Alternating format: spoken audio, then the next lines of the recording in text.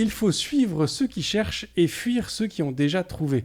Si nous avons tenté ici de répondre à la question « Le dev est-il un métier d'artisan ou un métier d'artiste ?», il y a une troisième option qui n'a pas été envisagée. Et si cela pouvait aussi être un métier d'explorateur ? Mais alors, que faut-il pour être exploratrice ? Quelle est la différence entre innovation et recherche ? Et surtout, faut-il porter un chapeau et une machette ? Pour répondre à ces questions de jungle, je ne reçois pas Indiana Jones, mais il s'y connaît en artefacts. Sébastien, bonjour. Bonjour. Cosa Vostra.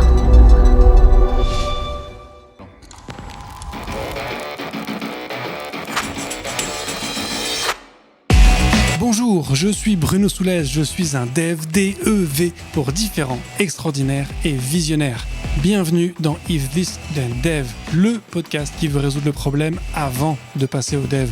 Chaque semaine, je recevrai un expert pour décoder un sujet ou une tendance de notre formidable métier d'artisan du numérique. Sans en faire un tuto, nous parlerons d'une techno ou de notre quotidien de dev. Une discussion sans boucle, sans condition, mais compilée, afin d'en comprendre tous les éléments avant de passer au dev. Ce podcast est une production Cosa Vostra, où nous codons comme nous accompagnons nos clients, en étant différents, extraordinaires et visionnaires.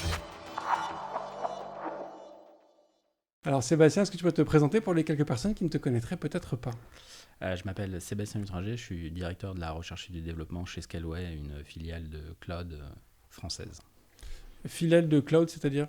C'est une filiale d'Iliad, pardon. D'accord. Et c'est ce qui est mieux, donc une filiale du groupe Iliad qui est connue pour sa Freebox et Freemobile, qui se spécialise dans les offres dites cloud. Donc c'est-à-dire en gros, si on fait du français, c'est l'informatique en nuage, c'est le fait de ne pas avoir les serveurs chez soi, vous les posez chez nous. Dans les modèles les plus bruts, vous installez vos serveurs dans nos racks. Dans les modèles les plus avancés, on va carrément gérer le serveur pour vous et vous avez vos conteneurs, voire même votre fonction qui est directement disponible par des API, et ça vous permet d'exécuter votre code à distance sans avoir à vous embêter, à vous préoccuper d'acheter de l'énergie, d'avoir le gardien qui vérifie qu'on ne vous vole pas les serveurs. Donc du coup, toi, tu es en charge de toute la partie R&D, innovation. C'est interchangeable, faut pas être... En fait, l'innovation, il faut savoir que tout le monde... Enfin, il n'y a pas de...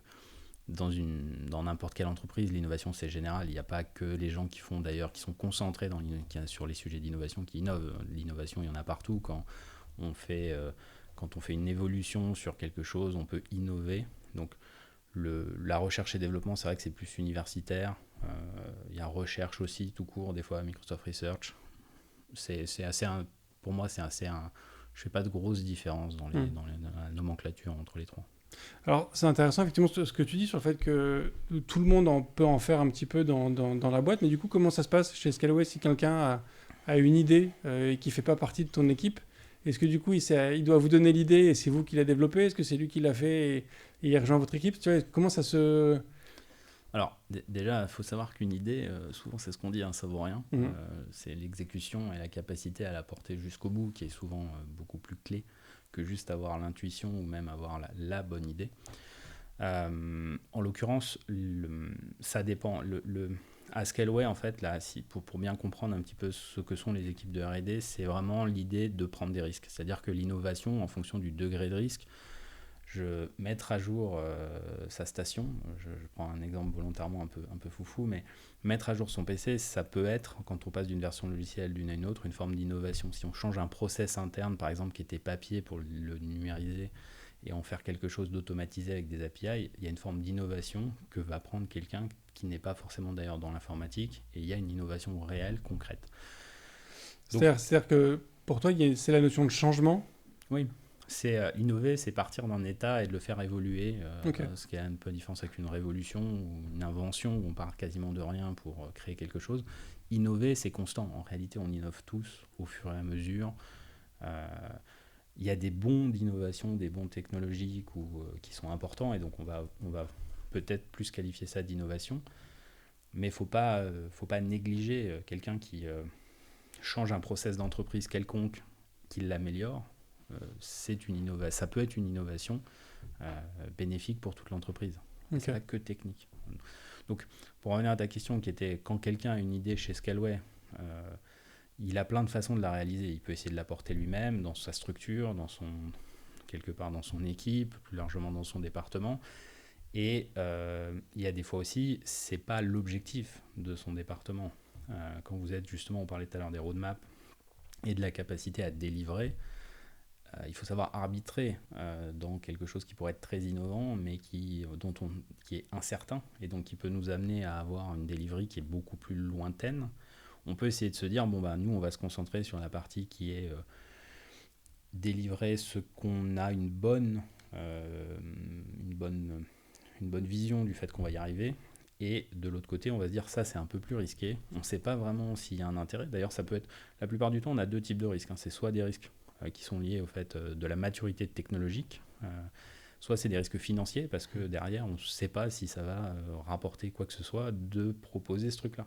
Donc c'est un peu, nous, dans les 2 dernières expérimentations qu'on a fait sur l'année dernière, on en a une où on est plus sur un risque technologique, et l'autre où on était plus sur un risque, effectivement, de savoir si ça allait nous rapporter ou pas quelque chose. Ouais. Donc c'est intéressant de différencier. Donc chez Scaleway, quelqu'un qui veut innover, on a un process interne pour qu'il nous pousse quelque part des idées, qu'il les explique, qu'il les développe. Et après ça, nous, on voit si on consacre des ressources ou pas pour aller travailler cette chose-là. Donc ça, c'est un peu comment il y a c'est dans GitLab, c'est un projet Git. Tu ouvres une issue, tu dis, voilà, je pense qu'il faudrait faire ça. Et après, on regarde et on voit si on est capable d'en faire quelque chose ou pas en fonction des circonstances, du temps. Voilà. Ok. Je rebondis, du coup, j'en profite parce qu'il y a une question dans le chat qui effectivement est intéressante. Tu parlais tout à l'heure de toute la notion de risque financier, de est-ce que ça vaut le coup d'y aller, est-ce qu'il y a une valeur à apporter aux clients ou pas. Tu as parlé aussi de révolution, d'innovation permanente et compagnie. Depuis 1 an, il y a une espèce de grand boom de l'IA. On commence d'ailleurs même déjà à craindre le prochain hiver de l'IA qui devrait arriver prochainement. Toi qui es dans l'innovation, c'est quoi pour toi les prochaines grandes évolutions en dehors de l'IA ? Ou est-ce que pour toi, on est encore parti sur de l'IA pour encore 1 an ou 2 ? Non, moi l'IA, tu sais, j'ai une approche, c'est une façon de générer des algorithmes. Donc aujourd'hui, en plus, ce qui est produit avec l'IA, on voit tous Terminator. Je suis pas venu avec le t-shirt d'ailleurs. Mais l'IA, pour l'instant, c'est de l'algorithmie. C'est quelque chose qui prend des entrées, qui donne une réponse. Ça génère beaucoup d'espoir parce qu'on arrive à des résultats qui sont meilleurs que ce que nous, on s'est programmé. Donc en fait, on programme un truc qui apprend mieux que nous la problématique d'entrée, qui est capable de sortir une réponse adéquate.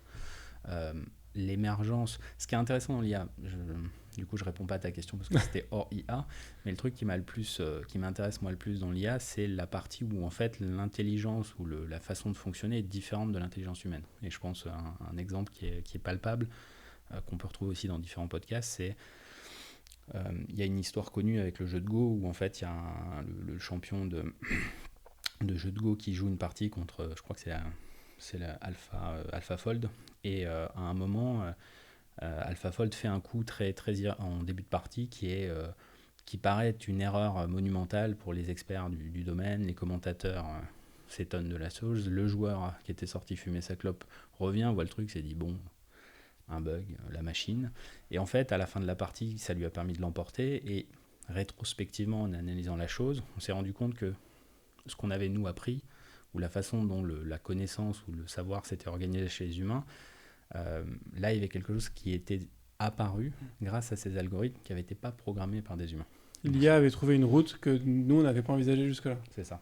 Alors je me permets de te couper parce qu'en fait l'histoire, mais je la connaissais pas et je la trouve marrante.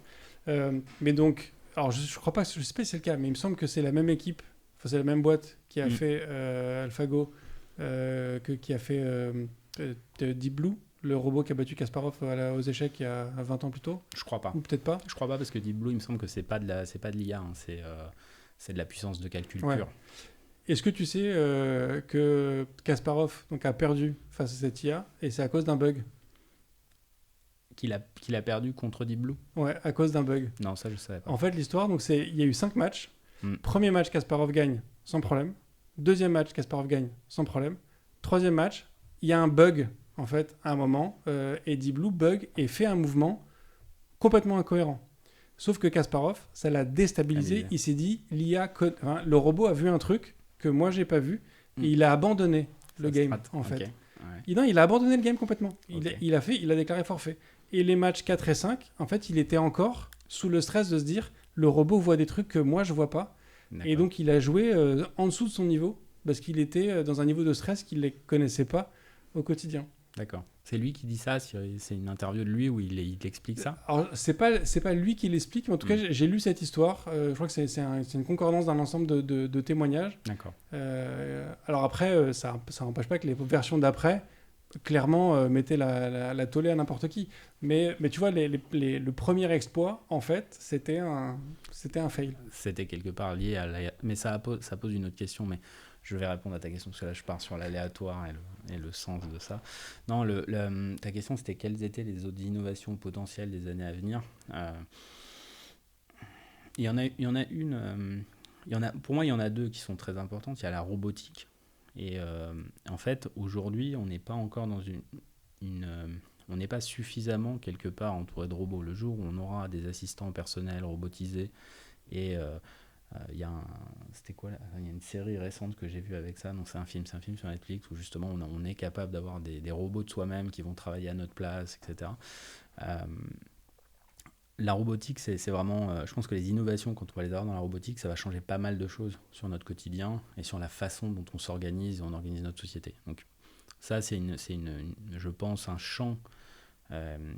c'est là depuis des années, hein, la robotique. Moi, quand j'étais à l'école, j'avais un des profs qui travaillait là-dessus. Et Kim Demaille, d'ailleurs, je le salue. On n'est pas encore à un moment où les robots sont capables de nous, quelque part, d'être suffisamment évolués, on va dire, pour répondre à des choses qui peuvent être vraiment complètement changeantes dans notre vie. Le deuxième, c'est le quantique. Hein, je pense que ça, c'est assez visible. Il y a beaucoup de littérature autour de ça. La capacité tous nos ordinateurs sont binaires. Ils s'appuient sur l'algèbre de Boole, les algorithmes. Quand on rentre dans le quantique, la première chose à comprendre, c'est vraiment... il y a deux problèmes. Il y a le matériel, ça c'est classique, une nouvelle génération de processeurs, même une nouvelle ISA, on fait de l'ARM récemment, peut-être d'autres technos bientôt. Mais sur le quantique, il y a cette problématique de matériel qui arrive, et il y a une problématique d'algorithmie. C'est pas du tout l'algorithmie classique, avec des portes logiques, qui nous permettent de faire des additionneurs et qui nous permettent d'avoir des processeurs et du branchement. Et de ça, on découle tout ce qu'on a fait depuis Turing sur même le développement JavaScript maintenant. Enfin, tout ce qu'on constate aujourd'hui est basé sur des travaux qui ont évolué dans les 50, 70 dernières années. Là, il y a une problématique d'algorithmique qui se base sur les mathématiques de la physique quantique. On va mapper des problèmes, on va dire, de très haut niveau avec des problématiques, avec des phénomènes quantiques qui sont déjà décrits par des opérations qui sont plus compliquées. Et donc, il faut arriver à faire ce parallèle-là. Et en fait, on part de qubits qui traversent des portes quantiques où, à la fin, on doit résoudre un problème compliqué. Et l'intuition qu'on en a, c'est qu'on va être capable de résoudre des trucs qu'on ne savait pas résoudre avant de manière beaucoup plus rapide. Mais il y a le matériel qui aujourd'hui, heureusement, je dis heureusement pour la partie cryptographie, n'est pas prêt. Mais après, il y a toute notre branche d'informaticiens où on parlait avec l'IA des ingénieurs prompts.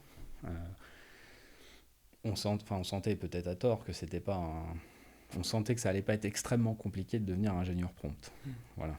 Devenir ingénieur dans l'informatique quantique, c'est un autre job. C'est vraiment, il y a une partie d'apprentissage d'une algorithmique qui est différente pour arriver à résoudre des problèmes qui sont pourtant relativement similaires à l'échelle macroscopique. Donc ça, la révolution du quantique, je pense que vu ce que ça permet de faire, vu la capacité de paralysation du sujet, c'est très prometteur. Quand ça va être prêt, je ne sais pas. Et pourtant, j'ai reçu un petit moment, je me souviens plus des noms, je crois que c'était Constant qui travaille dans une boîte d'ordinateurs quantiques. Laquelle ? Je sais plus le nom, mais c'est en France. Son cofondateur a reçu le prix Nobel il y a l'année dernière, je crois. Alain Aspect ? Ouais, je crois que c'était ça. Faudrait que je retrouve ça doit être Pascal, je pense, non ? Pascal, exactement. Ouais. Et il expliquait en fait que ils font du Python en fait. Oui, mais parce que c'est un langage qui est pratique. Le Python, c'est un langage qui n'est pas compilé, c'est un langage qui a une syntaxe avec des tables et des espaces qui fait débat, mais c'est un langage qui est extrêmement... Enfin, moi, j'aime beaucoup le Python. Je faisais du Perl, je suis arrivé sur le Python, je me dis, waouh, c'est tellement plus expressif, plus simple, plus proche d'ailleurs un peu du C aussi. Donc le Python, ouais, c'est très universitaire. Mon physique quantique a beaucoup de Python, c'est vrai. Non, parce que tu nous disais que c'était le dev sur un ordinateur quantique, c'est un autre métier et compagnie, mais au final, ça reste du Python. Oui, mais l'algorithmique qu'il y a derrière n'est pas la même. Très différente. C'est-à-dire que tu fais pas un quicksort en quantique, quoi. Mm. C'est-à-dire que et accessoirement, aujourd'hui, le Python, il est utilisé pour... il y a plusieurs niveaux. Il faut savoir ce que tu fais avec ton Python. C'est-à-dire qu'aujourd'hui, un ordinateur quantique, c'est comme un GPU. Hein, c'est pas directement exploitable. Il y a un ordinateur à côté qui, quelque part, le conditionne à faire ce que tu as envie de faire. Donc, le Python, aujourd'hui, oui, parce que ça permet d'exprimer un certain nombre de... Il n'y a pas de programme donc, en informatique quantique. Donc, le Python est beaucoup utilisé. Mais croire que c'est parce qu'ils utilisent du Python que c'est simple, moi, je ne m'y risquerais pas. Ouais, non, je suis entièrement d'accord, mais après, c'était juste pour l'anecdote. Donc, est-ce que du coup, l'ordinateur... J'imagine que la robotique, c'est moins un sujet pour Scaleway. Est-ce que l'ordinateur quantique, c'en est un? Est-ce que c'est des pistes que vous envisagez d'explorer, que vous explorez déjà? Oui, bien sûr, c'est un sujet d'exploration, c'est un sujet qui est hyper intéressant. Il y a deux angles sur le quantique aujourd'hui chez nous. Il y a un angle qui est un peu lié à l'IA, c'est-à-dire qu'on a commencé à regarder, en fait, il y a une rencontre entre ce que va permettre, entre guillemets, l'IA et donc le traitement des datasets en entrée. Et alors là, je vais être très léger, parce que faut être honnête, j'ai pas suffisamment bossé le sujet pour être pertinent, mais là, tu vois, on est dans l'intuition, on voit qu'en gros, il y a des algorithmes, en tout cas, il y a de la technicité de la physique quantique, on va dire des algorithmes de physique quantique, qui sont utilisés pour pré-traiter ou travailler sur les datasets d'entrée qui vont rentrer après dans l'apprentissage du machine learning.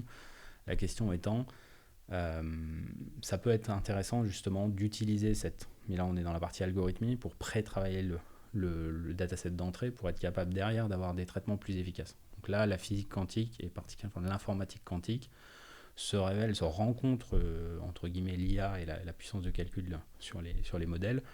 Et donc là, il y a quelque chose à regarder. Donc ça, et puis comme tu vois mon niveau, ça veut dire qu'on est en train de commencer à regarder. Il y a eu quelques annonces d'ailleurs, j'ai vu dans la presse ce sujet-là. Après, il y a le deuxième sujet, c'est l'ordinateur quantique. C'est comment est-ce qu'on arrive à un jour peut-être avoir de l'ordinateur quantique as a service. Tout le monde, en tout cas dans les temps proches, ne va pas pouvoir s'en acheter un. Comment est-ce qu'on fait pour rendre cette machine accessible?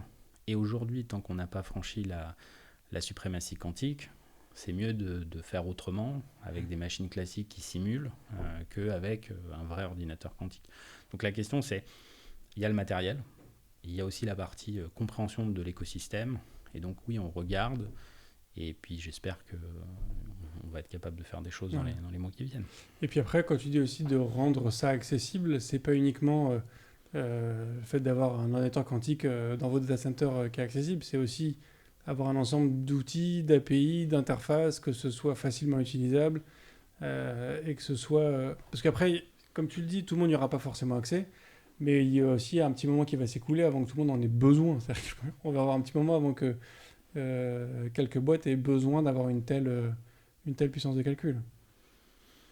Oui, après, tu peux déjà faire tourner de la simulation quantique sur ton Mac, hein, ça va fonctionner. Ce qui va te limiter, c'est quelque part la capacité des algorithmes que tu vas faire tourner. Mais ce qui est, c'est justement, l'algorithme est différent. Et donc, il faut bien voir qu'il y a un besoin de comprendre cette algorithmie, de la structurer. Il n'y a pas de programme quantique. Quand tu me parlais de Python, mais... le Python, tu le fais passer dans un exécuteur just-in-time qui va le compiler en binaire et puis il va exécuter ça sur un processeur x86, ARM, whatever. Il n'y a pas ça en quantique, tu n'as pas un jeu d'instructions.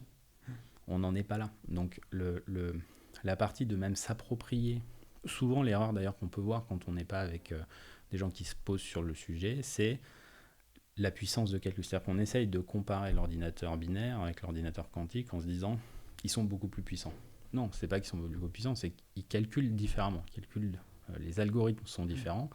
Et si par le truchement d'un choix astucieux, ce calcul permet de casser un code RSA, bon, c'est cool. Et là, ça peut faire des dégâts. Mais c'est pas juste aller faire un brute force, comme on peut le faire aujourd'hui sur ce sujet-là, pour essayer de trouver la clé privée. Ouais.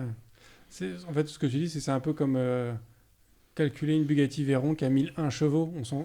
On n'aura jamais 1001 chevaux. C'est plus l'unité de mesure qui a du sens quand on change comme ça d'échelle.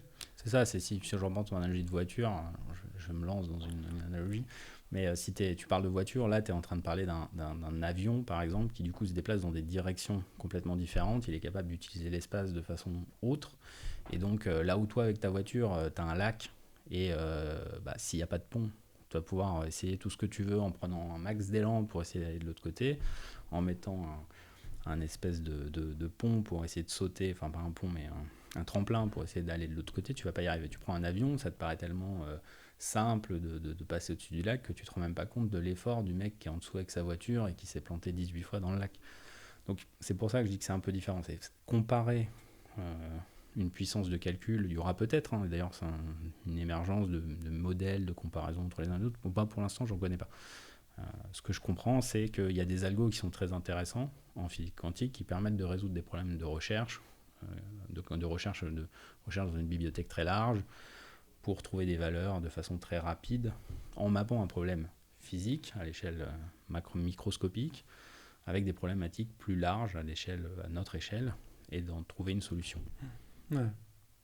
Alors pour revenir du coup aussi sur le sujet qui nous amène ici, on a évoqué là, du coup à l'instant le fait de rendre l'ordinateur quantique accessible, sur le fait que c'est pas uniquement une question de prix et de disponibilité du matériel, ça va aussi au-delà de ça. Toi, tu diriges aujourd'hui une équipe de R&D, mais tu es au sein d'une entreprise qui n'est pas à but lucratif, qui a quand même un objectif financier derrière. Comment est-ce que vous agencez du coup ce besoin de rentabilité avec cette démarche exploratoire sur les différents sujets? Alors, on est à but lucratif. Oui, qui n'est pas à but non lucratif. C'était peut-être ça que je voulais dire. J'ai peut-être oublié une négation. Non, on est à but lucratif. L'objectif, c'est effectivement de payer les salaires à la fin du mois et d'enrichir l'actionnaire. Après, ce qui est assez cool quand même même dans le groupe Iliad, c'est qu'il y a une vraie volonté d'innovation. Moi, quand je suis arrivé il y a 1 an et demi chez Scaleway, donc je ne suis pas non plus là depuis le début, je ne suis pas quelque part à l'origine de toutes les innovations qu'on peut voir chez Scaleway, mais en tant que client, parce que je suis client depuis très longtemps, j'ai beaucoup apprécié cette innovation qui est des fois pas technologique.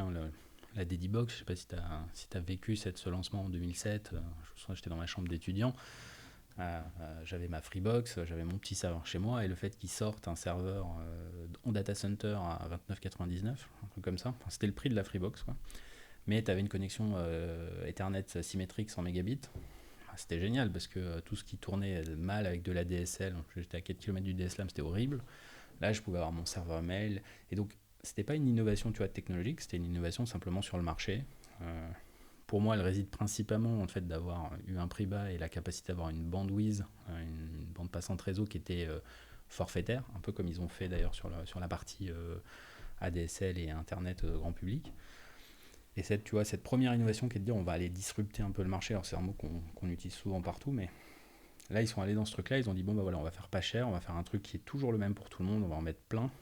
Moi ça m'a touché, je me dis tiens, ces gens ils ont une volonté de casser un peu des trucs. Et après, en 2013 je crois, ils sont lancés sur le marché de l'ARM. Alors moi, quand je suis arrivé, j'ai passé du temps avec le fondateur, avec les personnes qui sont encore là de Scaleway de cette époque pour essayer de craquer un petit peu la logique. Et les mecs se sont dit, ils avaient des téléphones, ils voyaient le ratio énergétique sur les téléphones et ils se sont dit, tiens, on a des puces dans les téléphones qui sont hyper performantes, qui ne sont pas extrêmement performantes en capacité de calcul par watt. On va être capable, peut-être, soyons fous, est-ce qu'on n'arriverait pas à mettre ça dans un data center et à essayer de proposer aux gens de l'ARM? Alors l'ARM en 2013, c'est pas l'ARM de 2023, avec Apple qui a dit, en fait, vous savez quoi, en fait, on est mieux avec de l'ARM. On n'avait pas on avait Android, heureusement, qui était basé sur de l'ARM, donc il y avait quand même une ferme applicative et de téléphone qui était sur cette architecture. Mais c'était quand même un pari risqué. Ils ont d'ailleurs essuyé un certain nombre de plâtres, et sur la partie software dans Linux, et après même dans le matériel. Donc c'était intéressant de voir un peu ces innovateurs, de voir des gens comme ça qui allaient se lancer dans des sujets un peu où forcément on les attendait pas, où il y avait un risque financier derrière, Donc moi, ça m'a vraiment, je me suis dit, tiens, c'est une boîte où il y a de l'innovation, j'ai envie d'y aller. Donc, pour en revenir à ta question, parce que là, j'ai un peu dévié, c'était comment est-ce qu'on quelque part, on réconcilie le risque financier avec ça. C'est tout l'essence des labs. Le département R&D, on l'appelle Scaleway Labs en extérieur. L'idée, c'est de se dire, un peu comme tu as parlé de l'aléatoire tout à l'heure. Tu as dit, des fois, c'est l'imprévu ou un truc qui paraît minime, en fait, qui va provoquer une conséquence de choses qui va devenir à la fin intéressant. Là, l'idée, c'est de se dire, on va mettre un groupe de personnes qu'on va contenir par des astuces financières, mais on va justement travailler la confiance, faire en sorte de voir avec eux comment est-ce qu'on fait pour les faire grandir, leur permettre d'arriver à être le plus innovant possible sur un certain nombre de sujets. Et on va les laisser sortir comme ça des innovations ou attaquer des sujets tout en conservant un contrôle effectivement sur le coût. Et de l'autre côté, on va garder la structure de Scaleway classique, qui est une structure avec des roadmaps, avec du produit, s'assurer que quand on lance une offre de GPU, elle corresponde bien aux besoins du marché, avec des investissements financiers du coup qui, quand on fait le chèque, sont plus importants que quand moi je vais acheter des petits trucs pour justement aller essayer de trouver une innovation sur un petit sujet. Ouais. Alors, je me doute que tu vas pas avoir du jour au lendemain quelqu'un de ton équipe qui va te proposer de construire un nouveau deltaplane.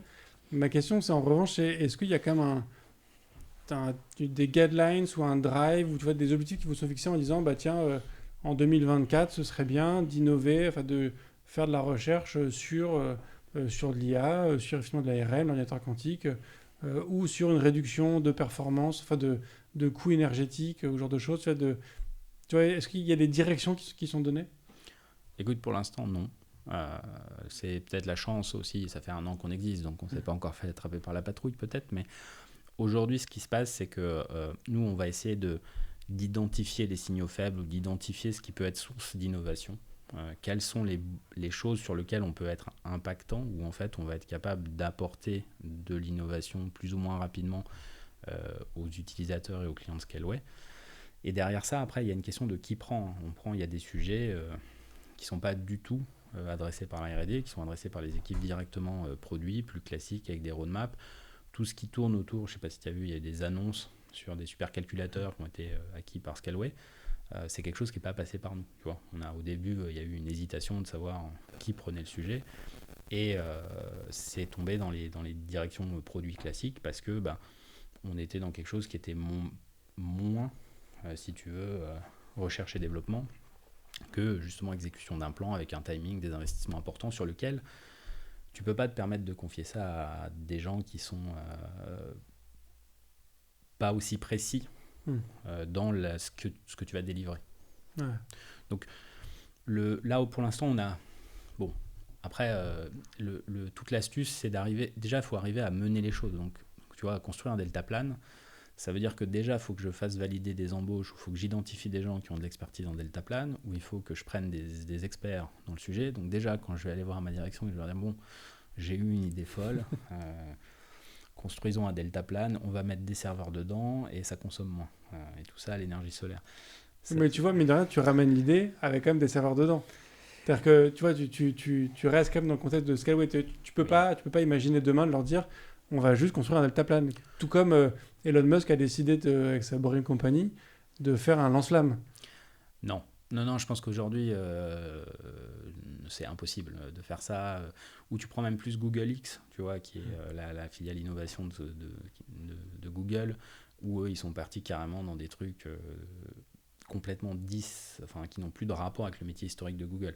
Je pense que déjà, quand tu fais confiance à un certain nombre de personnes, il faut montrer un certain nombre de réussites. Donc c'est pour ça que je te mettais aussi le parcours des labs et de l'innovation. Ce qu'on veut pour l'instant, c'est essayer d'aider cette structure. Scaleway, elle est dans une phase où elle a grossi beaucoup sur ces dernières années. Les équipes ont augmenté, on est passé de 200 à 530.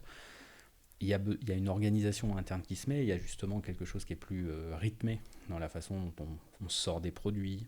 Parce que la mission de Scaleway, tu parlais du cloud souverain tout à l'heure, il y a une volonté aussi de proposer une alternative française, européenne, à l'offre de service qui est AWS, qui est le leader du marché, plus largement, tu peux mettre GCP, Azure dedans. Et si tu veux arriver à construire quelque chose là-dedans, tu es obligé de t'organiser, tu es obligé de te dire, bon, on n'est pas les premiers, le catalogue, il existe déjà, il y a déjà un mec qui fait ça, est-ce qu'on le fait, on le fait pas, donc il faut rattraper. Et là, tu es quelque part obligé d'être précis dans ce que tu fais.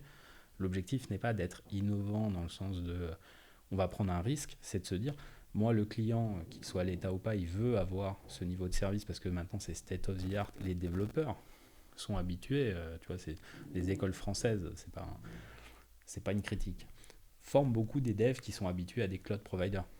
Moi, je suis une génération où on installait sa machine, tu vois, on faisait à l'ancienne. Maintenant, on est habitué à avoir du Docker, un environnement quasiment détaché de la réalité physique. On ne se dit pas, il faut commander une machine, il faut attendre 8 semaines qu'elle arrive. Voilà, c'est instantané, tu as un code avec un coupon qui te donne gratuit de l'infra.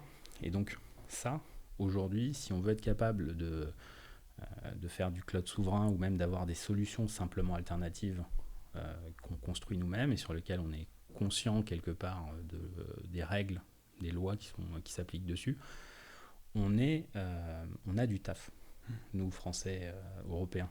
Donc, là-dessus, c'est la mission un petit peu de Scaleway ces dernières années, c'est de se mettre au niveau, d'arriver à avoir un catalogue produit qui est beaucoup plus large, beaucoup plus complet, qui répond en termes de SLA à ce que va demander des clients.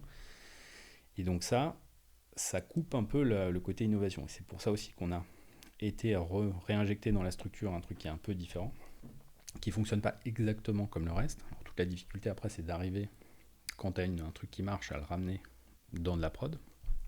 Et dans une expérience où tu t'interconnectes avec le reste des API Scaleway, de la console, etc. Mais voilà, c'est le gros du sujet, c'est d'arriver un peu à innover différemment. Et donc, dans ce cas-là, pour l'instant, en tout cas, on est relativement libre dans les choix. Okay. Mais l'objectif, c'est de faire grandir la structure, c'est d'apporter des choses aux clients. Le jour où je pourrais embaucher un mec pour faire un deltaplane, c'est qu'on aura réglé tout un tas d'autres problèmes, si tu veux, qui sont peut-être plus immédiats. Ouais, j'entends. Tu parlais justement de cette concurrence acharnée avec les GCP, les Azure et compagnie. Est-ce que le fait de se mettre à leur niveau sur certaines offres, est-ce que du coup ça tombe dans l'escarcelle de la R&D ou est-ce que c'est au final juste comme c'est de l'acquis, c'est pas forcément de l'innovation, c'est pas de l'exploration en tant que telle, c'est peut-être à la rigueur du rétro-engineering mais peut-être même pas forcément. C'est peut-être juste essayer de fitter l'ensemble des technos dans le truc. Est-ce que du coup ça tombe dans ton équipe, ce genre de projet ou Là, c'est du cas par cas. J'ai un exemple là-dessus parce qu'on a fait une expérimentation ARM. On a sorti un certain nombre de serveurs virtuels qui utilisent du coup un nouveau processeur.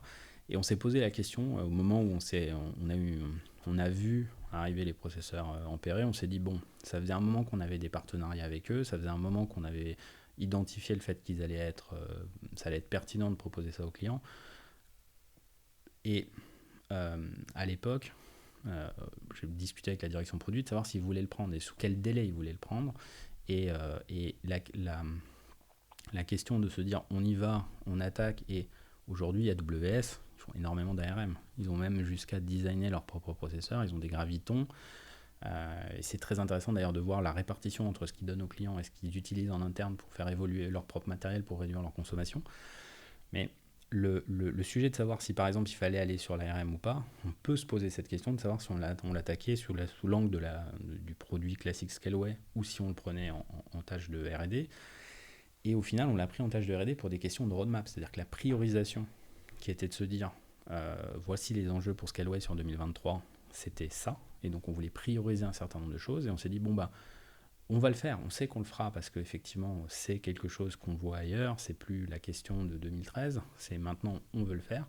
Par contre si on veut le faire plus vite, vous pouvez peut-être essayer de voir, ça va peut-être dérisquer justement le sujet de fond. Parce que Scaleway, c'est dans l'histoire de l'ARM à Scaleway, il y a une première phase où on a fait des C1 qui étaient des machines qui ont duré sans aucun problème. Il y a eu une deuxième version où il y avait de la virtualisation sur des processeurs qui étaient eux-mêmes un peu, on va dire, pas tout à fait corrects. Et c'est une offre qui a été arrêtée très vite.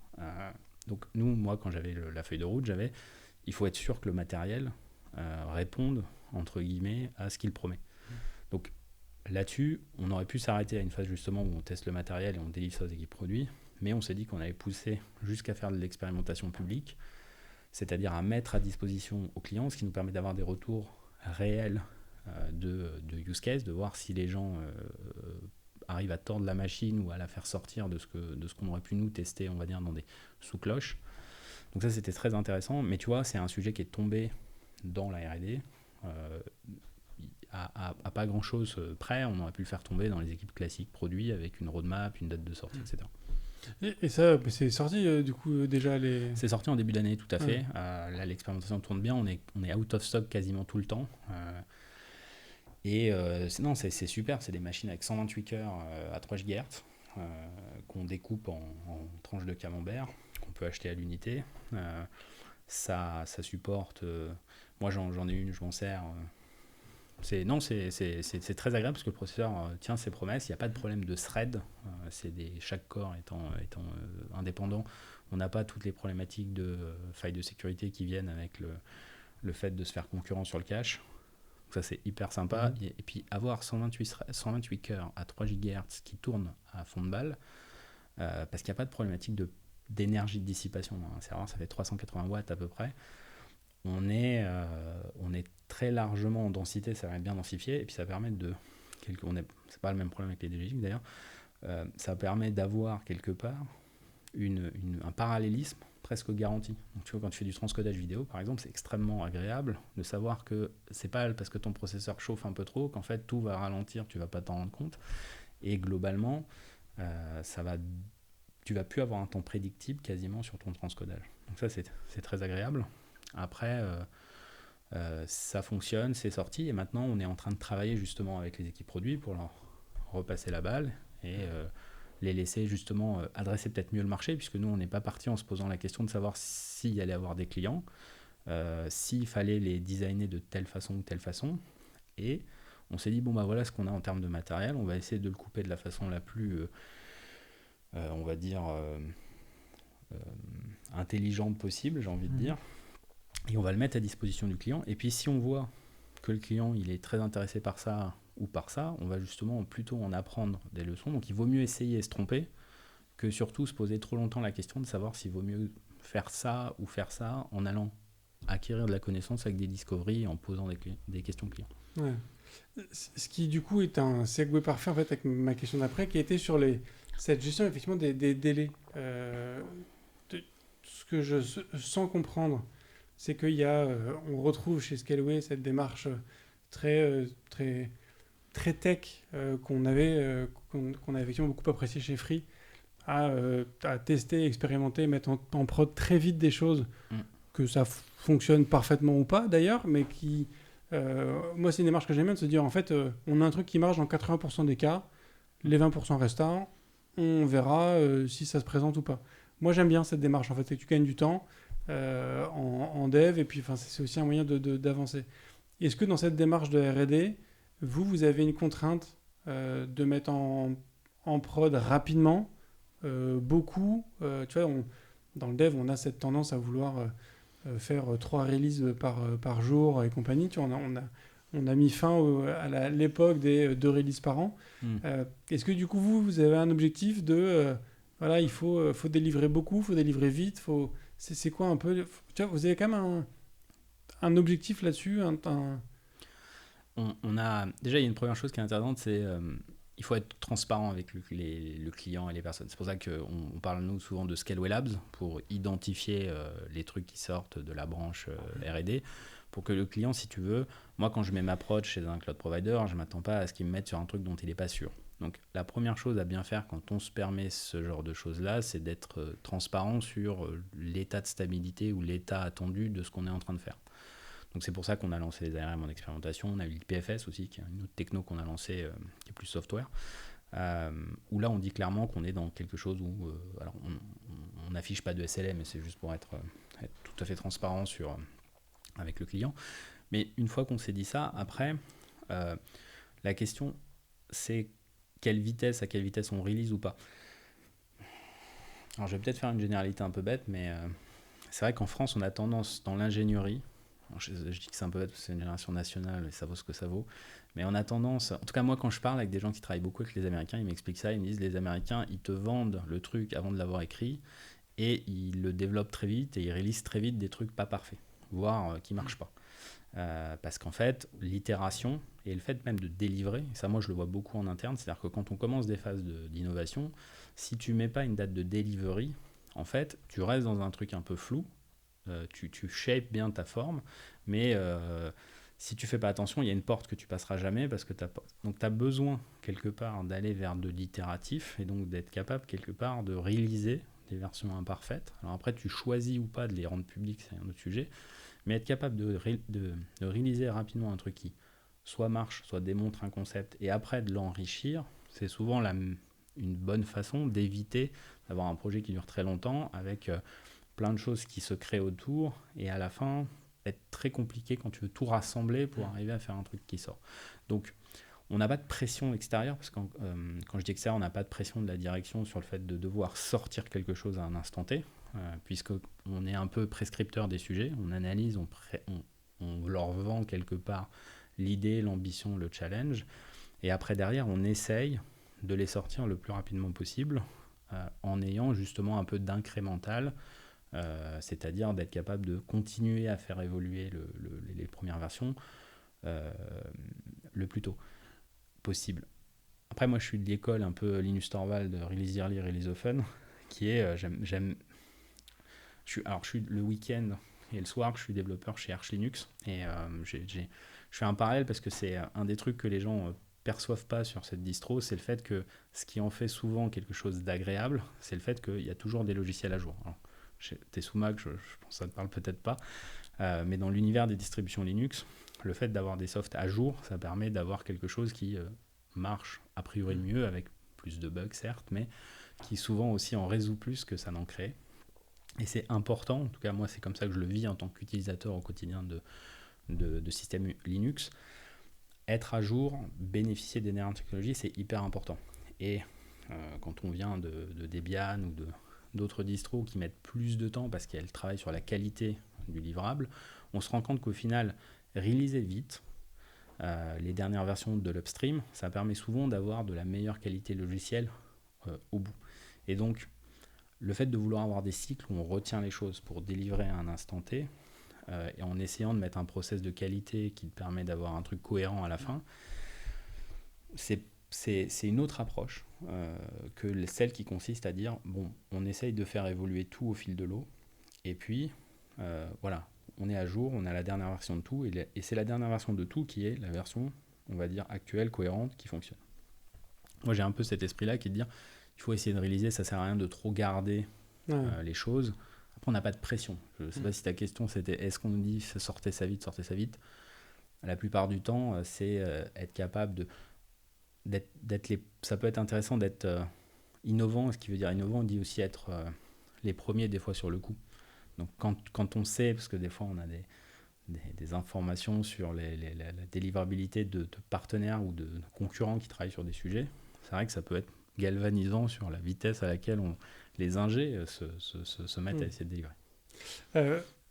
Tu évoques ce fait de délivrer souvent, d'avoir un truc qui couvre la majorité des use cases, qui n'est peut-être pas parfait, mais qu'on met en prod quand même, et cette démarche itérative.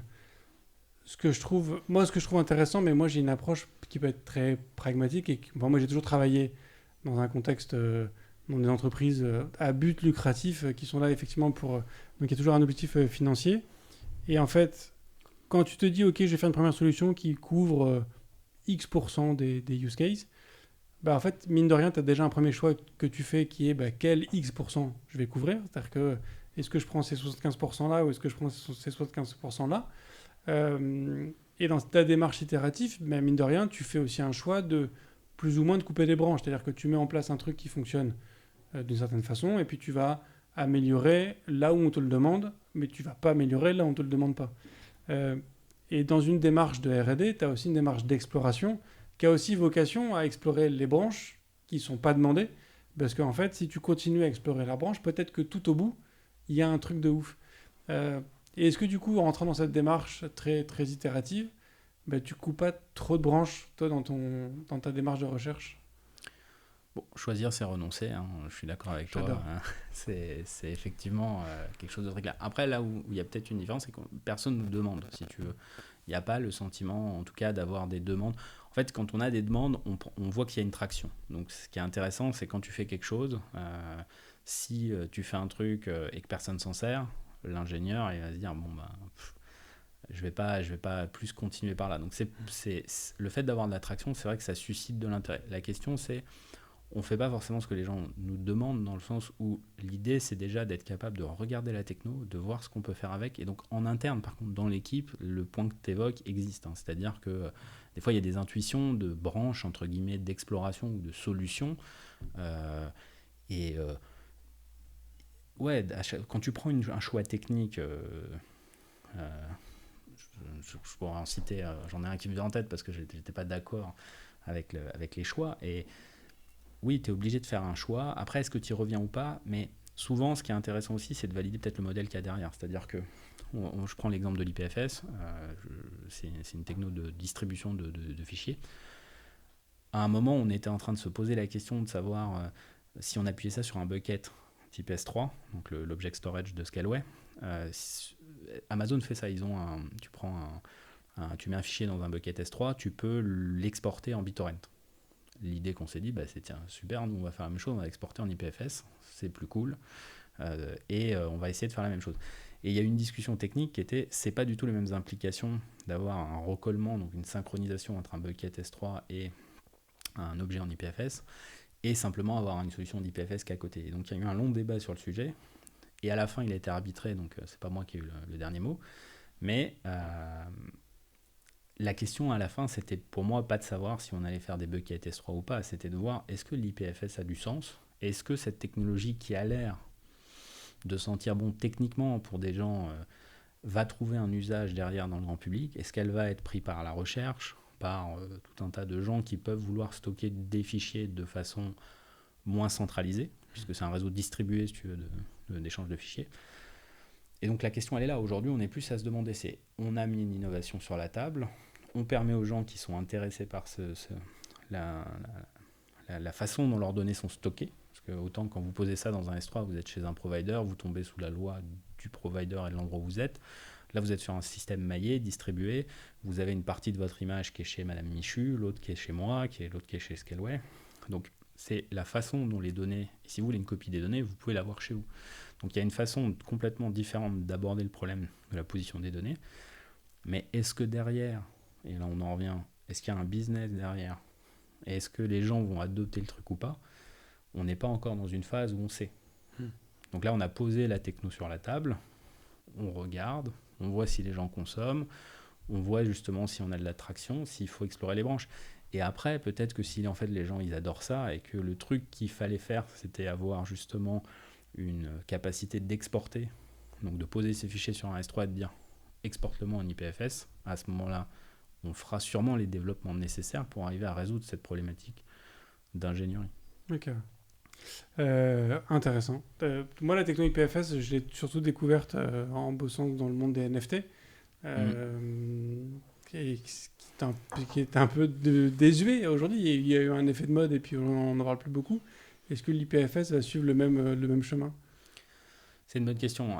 Alors, moi, je ne suis pas du tout fan des technos de blockchain, au sens des... alors, il faut faire attention avec le terme blockchain, mais dans le sens qu'on entend, c'est-à-dire tout ce qui tourne autour des algos de consensus, donc des bases de données partagées qui permettent d'avoir un wallet ou peu importe ce qu'on veut, qui est partagé entre plusieurs nœuds qui ne sont pas possédés par la même personne. La blockchain, au final, c'est se partager un livre des comptes généralisé avec plein d'acteurs qui ne se connaissent pas, et d'avoir un algo commun qui permet de valider ou pas des transactions. Ce système-là, après y avoir injecté un espèce d'identifiant, enfin, faut pas me lancer sur NFT, je suis pas très fan. La techno IPFS n'a pas de rapport, c'est aussi pour ça qu'elle nous a intéressés, avec la techno de blockchain et avec le fonctionnement. Ça utilise plein de techno cool, c'est un peu la rencontre, c'est un peu le fils caché entre BitTorrent et Imul, si tu veux, en termes de techno. L'idée, est-ce que ça va vivre ou pas, j'ai envie de te dire, je ne sais pas. Si ça l'est, c'est sympa, Ça, c'est une techno qui a du sens. BitTorrent, tu vois, ça aurait pu remplacer le FTP, ça aurait pu devenir le protocole pour s'échanger facilement. Pour le streaming aussi, il y a pas mal d'intérêt à avoir justement d'aller chercher des blocs un peu à côté. C'est pas trop le cas, c'est resté cantonné à une techno qui est plus dans les milieux, on va dire, du piratage que les milieux où on va vouloir échanger des données légales. Est-ce que ça va marcher? Je sais pas. Est-ce que ça aura le même sort que les NFT? Je pense pas, parce que c'est pas construit sur le fait de créer de la valeur. Ouais, mais tu vois, tu prends l'exemple de BitTorrent, t'as aussi je pense que tu as aussi un problème d'image, tout simplement, en fait. C'est-à-dire que la techno BitTorrent, elle est très assimilée. Effectivement, la notion de piratage et de consommation non rémunérée de production de contenu. Et du coup, en fait, cette image nuit à la techno BitTorrent. Du coup, tu as les boîtes qui ne vont pas l'utiliser parce que pour eux, c'est un truc de pirate. Et je pense que tu vois, je pense que la blockchain, c'est une techno qui est intéressante, mais qui est pénalisée par l'image des crypto-bros et compagnie. Et je pense que l'IPFS va être pénalisé par le flop qu'ont été ces NFT de singes vendus des millions qui ne servent strictement à rien. Alors, j'ai deux questions pour toi. Enfin, la première, c'est quels sont les usages de la blockchain que tu vois? Et la deuxième, c'est pour enfiler ce que tu étais en train de dire sur les technos qui ont une mauvaise presse, on a le problème avec les VPN. On a vu à l'Assemblée nationale récemment, le VPN, c'est un truc qui n'a aucun rapport avec le fait de changer son IP et d'avoir de l'Internet qui est fourni par quelqu'un d'autre. Et on se retrouve à avoir aujourd'hui des débats de gens qui sont fâchés avec la techno VPN, qui n'est pas fournir de l'Internet originaire d'autres points de sortie, c'est juste connecter des réseaux privés. Donc l'usage et la visualisation de la techno, c'est hyper intéressant, c'est hyper important. Et est-ce qu'ils vont nous supprimer les VPN? Alors, pour répondre à tes deux questions, alors déjà sur les VPN, il y a un truc qui est marrant. Tu as forcément vu sur YouTube, sur toutes les chaînes de production de contenu, NordVPN qui fait du sponsoring à mort sur plein de trucs de contenu. Et bah sache que ils veulent pas sponsoriser ce podcast. Pourquoi? Parce que c'est le cas de d'autres producteurs de trucs de solutions de VPN, parce qu'en fait, ils considèrent que la population des développeurs sont trop complexes, en fait.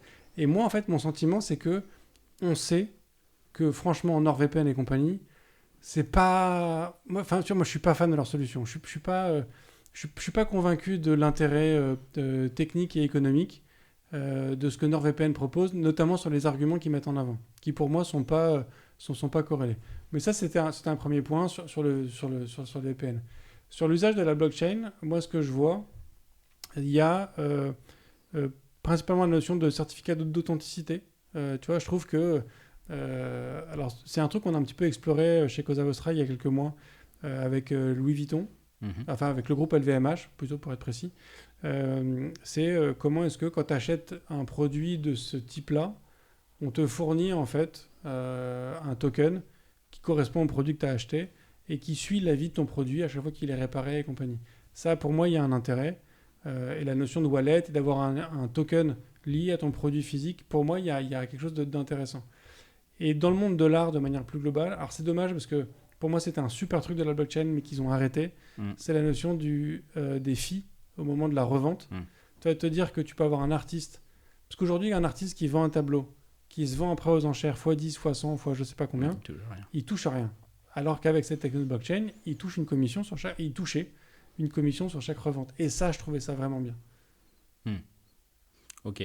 Ce qui est compliqué avec les certificats, quels qu'ils soient, c'est que la techno de blockchain, c'est une façon de partager l'information de ce certificat-là. Mais tu vois, dans les NFT, c'est marrant, tu vas essayer d'avoir un certificat d'authenticité de quelque chose. Alors si c'est un asset numérique, ça peut se discuter, mais c'est là où l'IPFS intervient. Tu stockes pas dans la blockchain ton image, parce que la taille convient pas. Si jamais tu dois faire une NFT du dernier film de, je sais pas moi, d'un réalisateur qui fait un film de 2-3 heures. Comment il s'appelle celui qui a fait Avatar? Cameron. James Cameron, il fait des films extrêmement longs. Si tu veux rentrer ça dans la blockchain, c'est impossible.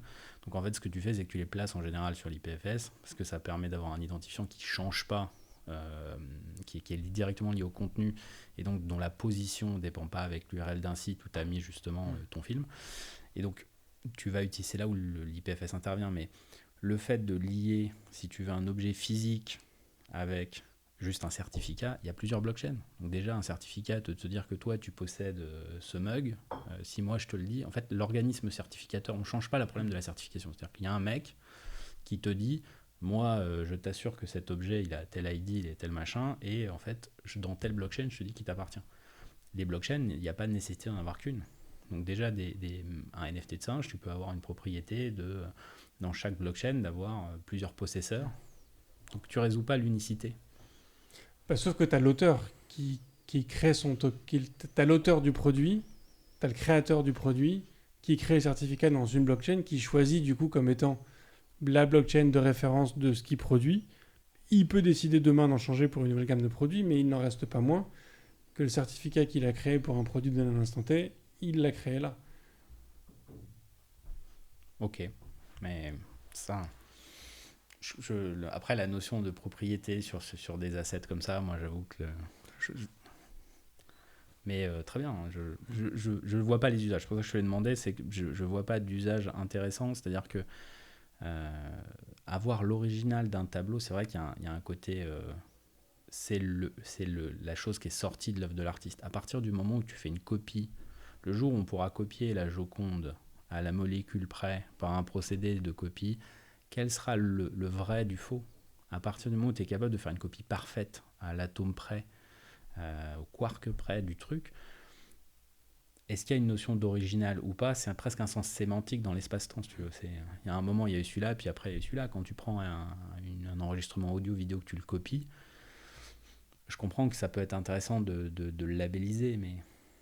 Après, là, et puis ça appelle la notion de possession. Je comprends l'intérêt, mais tu peux le résoudre avec des technos autres que la blockchain. Bien sûr, à ça complètement. Ça, l'avantage, c'est que tu distribues le risque d'avoir un acteur qui peut être défaillant, qui peut être corrompu, etc. Mais on voit bien avec la blockchain que ça existe quand même. Exactement. Pour revenir, parce que du coup l'heure tourne, j'aurais une dernière question. C'est dans cette démarche exploratoire, il y a aussi le fait que parfois tu vas explorer un truc et tu vas te dire en fait c'était nul, ça marche pas, ça correspond pas, ou on a fait un deltaplane et il vole pas, donc c'est moins pratique. Comment est-ce que vous décidez est-ce que vous avez, je sais pas, une espèce de scorecard, de process, de tableau qui vous permet de dire ok, là on arrête le projet ou on continue le temps qu'il faut? On n'est pas encore à la période où on a tellement de recul pour se dire on a vraiment établi une espèce de forme.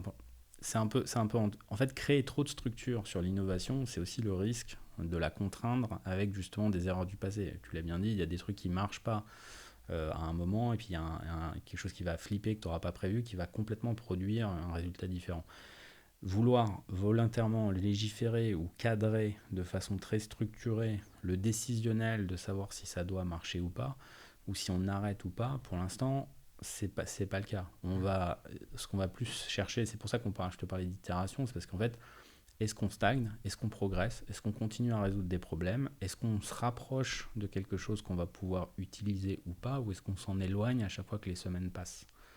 Donc, c'est souvent une décision de groupe, on travaille à plusieurs sur le sujet, et puis quand on voit qu'on n'y arrive pas ou qu'on n'avance pas, le petit truc moi que j'essaye de faire pour éviter, parce qu'il y a un biais de confirmation qui est assez fort, c'est là l'idée, si tu veux, c'est de constituer une équipe qui est pluridisciplinaire, et en fait on les sous-groupe, on fait ce qu'on appelle des crews chez nous, qui vont explorer un sujet. Et donc comme un peu un conteneur, on crée un crew en fonction des personnes disponibles, on peut rajouter des gens de Scaleway qui sont volontaires, et on va faire une exploration, et puis on se donne des jalons, où à un moment on se dit on continue, on augmente le crew, on diminue. L'idée, c'est de se dire, l'humain qui est dedans, il ne doit pas avoir une volonté, un ego qui fait qu'il va vouloir absolument s'obstiner dans quelque chose qui ne marche pas, et vouloir quelque part conserver un projet, juste parce qu'en fait, on a déjà consommé énormément de temps. Moi, c'est un argument que j'ai beaucoup vu, on a des sujets comme ça à Scaleway, où on a développé énormément dessus, et en fait, on ne va pas le tuer parce qu'on n'est plus très très loin en fait, d'y arriver. Donc, arriver à donner le confort à la personne qui innove, ou aux gens qui innovent, de se dire, en fait, un échec, c'est normal. Ça doit se transformer en une documentation, en quelque chose qui a un rapport de naufrage, Voilà, j'ai pris ce bateau, je me suis goinfré, je le note. Voilà, si un jour quelqu'un le lira, il se dira tiens, là il s'est trompé ici, en fait il aurait dû falloir tourner à droite et pas à gauche, et donc du coup moi je pense que je vais reprendre et faire mieux. Très bien. Échouer, c'est pas du tout quelque chose de négatif, mais ça peut le devenir si quand tu échoues, ta startup elle fait faillite. Donc c'est là où l'intérêt aussi d'être capable de créer une structure qui permet aux gens d'innover tout en leur permettant quelque part, quand ils n'arrivent pas à aller sur un sujet, de les rebasculer sur un autre, de les faire rebondir même, aller dans les équipes produits s'ils le veulent sur des sujets qui sont différents. Voilà, l'idée c'est d'essayer de rattraper un peu les défauts de l'humain, parce qu'on ne peut pas, quand tu n'as pas... si tu mets en jeu ta vie de famille parce que tu n'arrives pas à faire un projet, tu vas t'obstiner naturellement dans un truc. Là, tu vois l'IPFS, si ça marche pas, dans un an, on va se dire, on arrête. Ça a été très sympa, on a trouvé tout un tas de solutions à des problématiques. Il n'y a pas de marché, arrêtons. Ouais. Mais ça ne met pas en péril la boîte, l'entité, la personne. Personne ne va être blâmé ou fouetté parce que l'IPFS aura malheureusement, comme BitTorrent, gardé cette image un peu... moins contrôlable. Il faut voir que du coup la techno étant moins contrôlable, ça peut aussi amener à certaines dérives. Donc innover, c'est aussi se donner les conditions beaucoup d'échouer, d'essayer et par contre d'être sérieux. Ce qu'il faut pas, c'est un peu le quand on en parle, innover c'est une responsabilité importante. Quand on dit on prend des risques, c'est pas un truc qu'on fait à la légère en se disant je vais prendre un vélo, je vais aller sur l'autoroute. C'est essayer de faire en sorte d'arriver à avoir des résultats parce qu'on nous fait confiance, parce qu'on nous donne les moyens d'eux, et donc ça, quelque part, engage dans le process ou la méthode. Alors, on ne va pas parler de méthode scientifique là dans notre cas, mais la méthode qui amène à avoir des résultats, il faut être capable de justifier qu'on ait bien essayé, qu'on ait bien avancé, et rendre compte de la façon la plus propre possible de l'échec ou de la réussite. Ouais. Canon. Merci beaucoup, Sébastien, pour cet échange. J'aurais deux dernières questions pour toi, qui sont des questions rituelles du podcast. La première, c'est est-ce qu'il y a une ressource ou un contenu ou quelque chose que tu voudrais partager avec l'ensemble des auditeurs ? Oui. J'ai parlé de science étonnante, mais alors moi j'ai une chaîne YouTube que j'aime encore plus, qui est ScienceClick. Il vulgarise, que ce soit la physique quantique, la théorie de la relativité générale, ou toutes les problématiques liées aux sciences de la physique. C'est extraordinaire. Le niveau de graphisme, je ne sais pas si tu connais, c'est fou. Et le mec, Alexandre Roussel, je crois, il est tout seul. C'est quelqu'un que j'aimerais bien rencontrer d'ailleurs. C'est vraiment, je suis bluffé par son niveau de rendu sur Final Cut. C'est pas Final Cut d'ailleurs qu'il utilise, c'est After Effects. Bref, très, très, très, très bon contenu, je conseille vivement. C'est effectivement une très belle chaîne. Et dernière question, est-ce que tu es plutôt espace ou tabulation ?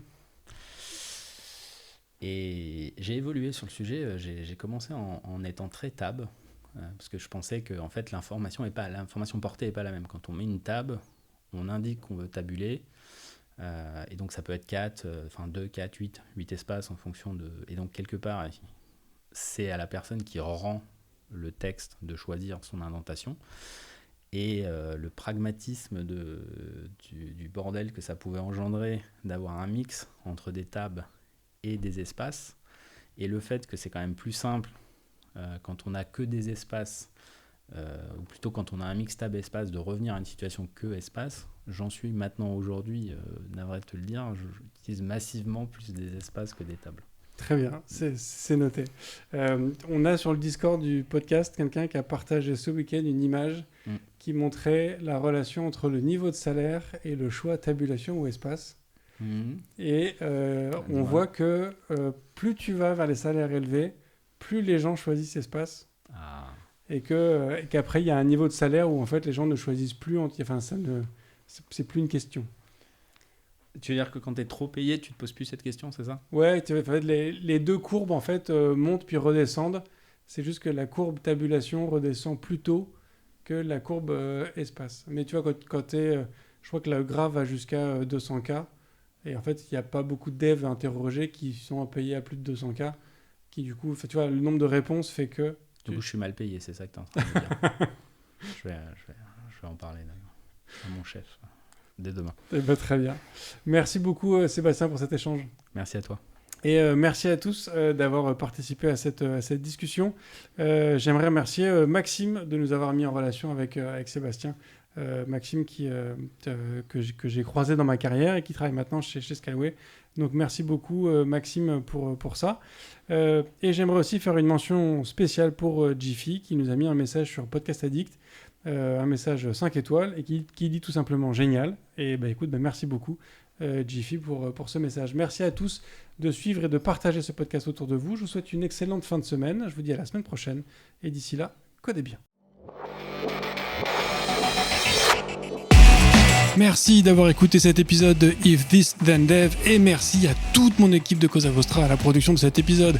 Merci aussi à Alan, Ada, Linus, Bill, Steve et Steve de nous avoir ramenés jusqu'ici. Si ce podcast vous a plu, committez-vous en vous abonnant, déployez-le autour de vous et vous pouvez aussi nous faire une petite code review en nous laissant 5 étoiles sur votre plateforme de podcast préférée. La conversation continue bien sûr avec vous sur Twitter, LinkedIn, Facebook, Instagram, chacun sa techno, @ifthisdendev ou @bibir, B-I-B-E-A-R. Vous retrouverez aussi tous nos épisodes sur notre site ifttd.io. Et enfin, si vous avez besoin d'une agence pour vous accompagner ou si vous souhaitez rejoindre une équipe tech passionnée et passionnante, écrivez-moi sur bruno@cosavostra.com. Merci à tous.